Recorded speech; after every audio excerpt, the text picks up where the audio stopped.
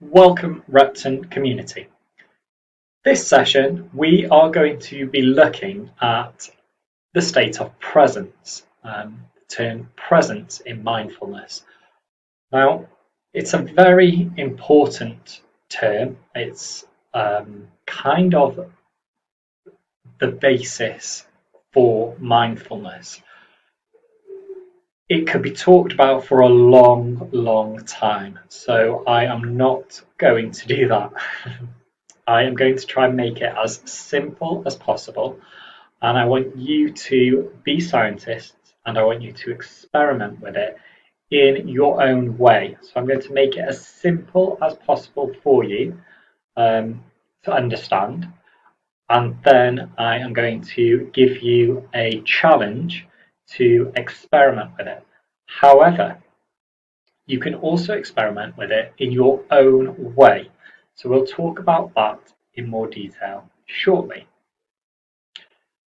The term presence in mindfulness means to be there, to fully engage, to fully be in the moment, which sounds very simple, and it is, but there's lots of questions that you can then ask surrounding being present or being there in the moment. Presence in mindfulness is completely turning yourself over to the activity, to the moment at hand. And I'm going to give you a challenge as we move forward in this session. But before we do that, I just want to talk about time. Obviously, you know that things have happened in the past.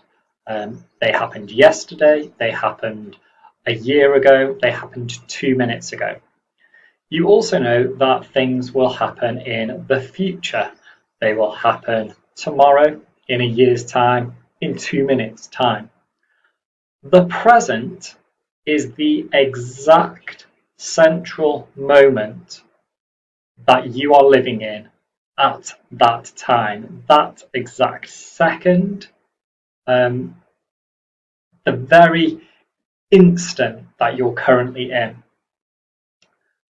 Now, time happens, of course, we know that time ticks on.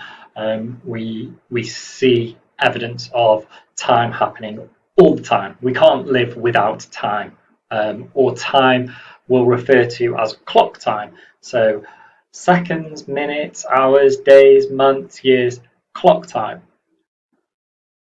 But we also have another type of time, a time in here, mental time. And mental time is the thing that we're focused on when we're talking about presence, and being present.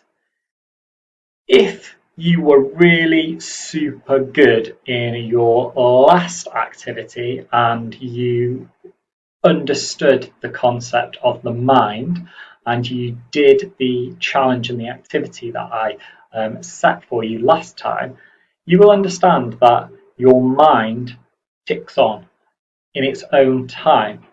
So when, for instance, you are doing your schoolwork, that exact moment, that exact activity, if you were present, you would be fully focused and fully engaged in that activity, not thinking about when you were with your friends on the weekend, or not thinking about what you had for your lunch, or not thinking about this evening when you are going for an iftar, or tomorrow when you have your favourite subject, art or DT.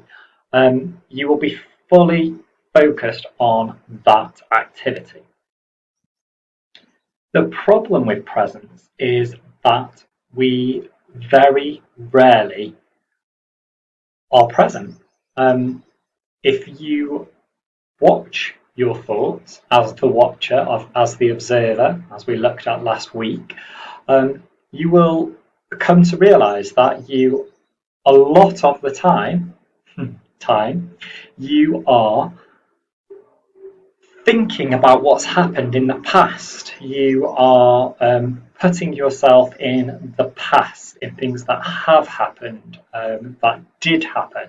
Or you're doing the opposite and you're putting yourself into the future and thinking about things that will happen, that you hope will happen, that you hope will not happen.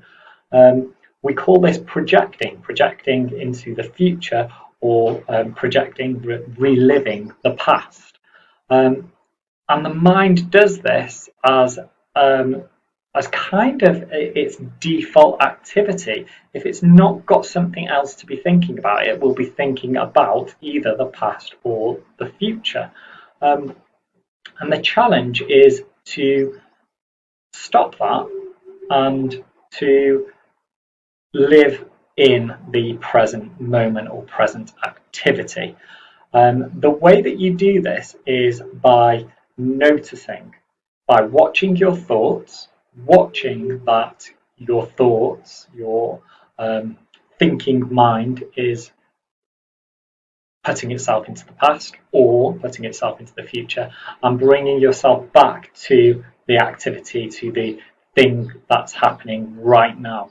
And I spoke to you a long time ago about how mindfulness can make you a better listener, and that's linked into this idea of presence, because if you're talking to someone, if you're having a conversation with someone and that person is speaking, if you're in the present moment, if you are present at that time, you are fully listening, fully engaged in that discussion.